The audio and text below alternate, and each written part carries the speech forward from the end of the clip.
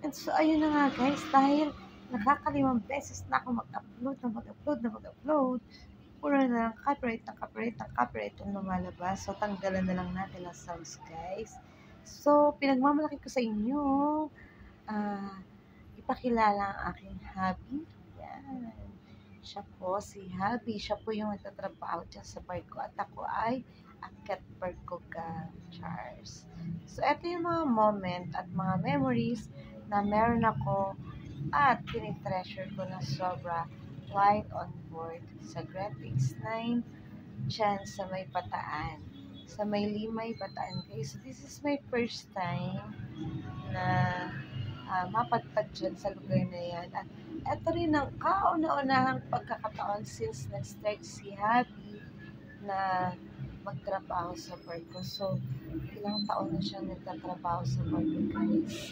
Pero, ngayon ko lang na-experience na makasakay ng barko nila kung saan siya nagtatrabaho. At, take note, hindi lang basta barko na sa Pilipinas lang kundi isa siyang international na barko guys, which is chemical tanker ang kanilang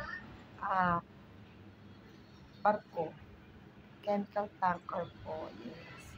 At ang biyahe po nila ay sa Korea, China, Vietnam, Thailand, Malaysia, at ay meron pala Singapore, China, Hong Kong, at iba pa.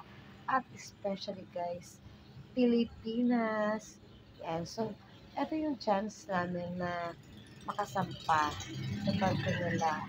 Kahit na medyo kakabahan ka or natatakot ka, pero hindi mo mararamdaman kapag nandun ka na. Yung experience mo lang at makita mo ang workplace ng asawa mo sa blessing na. At dun mo mararamdaman at makikita yung hirap, lungkot, pagod, saya na kung meron sila habang nasa biyahe sila. Kasi pinipil namin yung panahon na siguro kung sila lang, imagine lang natin guys na kung sila lang. So, ayan na, mayroon na akong background music. So, hindi ko na kailangan voice over. Okay. Nakakalimang upload ko kasi ako. So, actually, is isa my YouTube account na yun na-monetize na yun. Pero, dahil sa kadahilan ng hindi ko naman din yung kanta, copyright.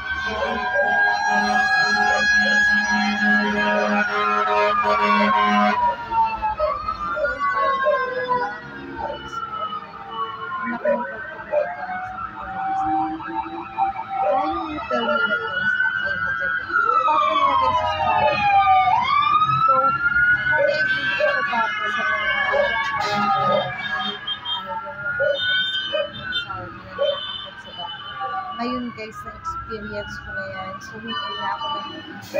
Pero parang mas gusto kong bumalik, Charles. Parang masarap ulit guys. Iba yung pakaramdam kapag nakasama ko ang asawa.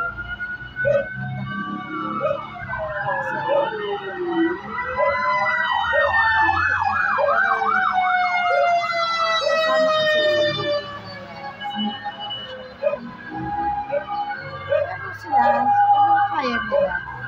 So, kasi first time mo nagugulat na ako. Pero, ang masasabi ko lang talaga is, sila naman na pagkatrabaho is hindi ko talaga. Nabugis buhay ko ako. Ano kaya yung mga asawa ko? Mahalin po natin ang bawat sentiment ko talaga. Makaingatan po natin ang bawat sentiment ko ang kapalit po niyan ay lungkot, pagod, hirap.